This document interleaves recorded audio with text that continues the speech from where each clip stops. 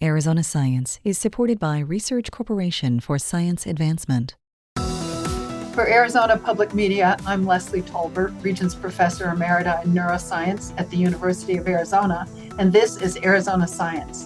Today we'll be talking with Ladd Keith, Assistant Professor of Planning and Sustainable Built Environments in the U of A's School of Landscape Architecture and Planning. Ladd's an expert in methods of mitigating and managing extreme heat. Ladd, thanks for joining us today. Yeah, thank you for having me on today. Tell us about some of the kinds of actions that we can take to become more resilient as we face increasing temperatures. Yeah, so we've coined the term heat resilience, and we're looking at both heat mitigation, so reducing heat in the built environment, and that's caused by the urban heat island effect. So the way that we plan and design cities, unfortunately, contributes to them being usually hotter than their surrounding rural and natural countryside. And there's a variety of strategies that we can use to mitigate heat in the built environment. So things like increasing urban greening, reducing waste heat from air conditioners and vehicles, and using lighter and more reflective surfaces. And then on the other hand, we also have heat management, which is essentially preparing and responding for that heat risk that we can't completely mitigate, right?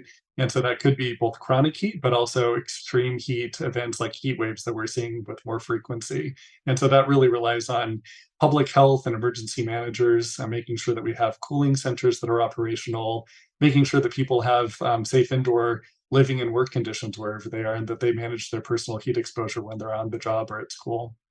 And are we doing a good job in the desert Southwest in terms of these sorts of policies, or do you feel that we need to be doing a much better job? Yeah, so unfortunately, our heat deaths are increasing. We just had a record number of heat deaths last year as well. So I think it's over 500 now. And that number keeps rising every year. But that said, I think we are one of the more innovative locations for heat mitigation and heat management because we've historically dealt with it longer. We need to be doing a lot more, but we're also seen as a national leader in it. And a lot of cities and a lot of states are actually looking at the innovations that Arizona State and Arizona cities have put into place to manage and mitigate heat. And so we're kind of a national example for a lot of that. So your focus is on this urban corridor, sort of from Nogales all the way up to the Navajo Nation. Are you pushing or pulling when it comes to making changes that will help people survive the heat? Yeah, that's a good question. I would say push and pull. Recently, I've been asked by more cities than I have capacity to help, unfortunately, kind of as the word is getting out and as more cities become increasingly aware about heat, we are getting more requests than we can handle. But I think that's where the national government really comes into play, and organizations at the national level like NIHIS, which is the National Integrated Heat Health Information System. And I think that those government infrastructures are really important to put into place because those are really the ones that are appropriate to serve the number of cities, which is essentially all cities, right, that need help addressing extreme heat. Tell us about the big project you're working on right now that's focused on the Southwest.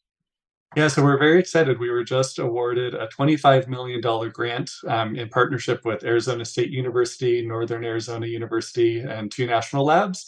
And the U of A is getting $3.5 million from this grant from the Department of Energy to essentially create a digital twin of the whole urban sun corridor from the Navajo Nation through Flagstaff, Phoenix, Tucson to Nogales.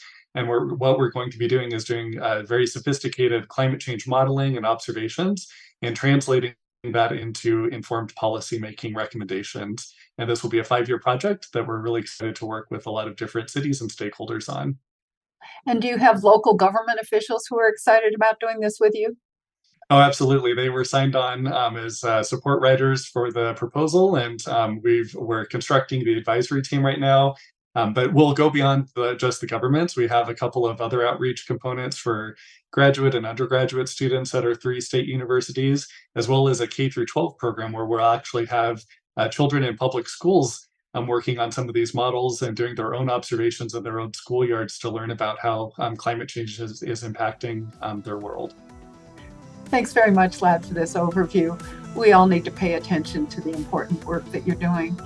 Professor Ladd Keith is a leading expert in how public policies must be developed to increase our resilience in the face of a gradually heating world. Thank you so much for having me on, Leslie.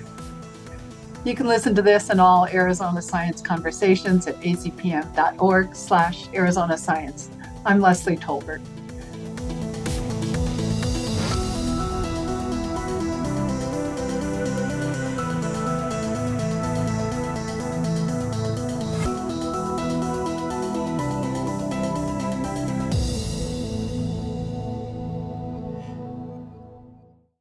Thank you to Research Corporation for Science Advancement for their support of Arizona Science.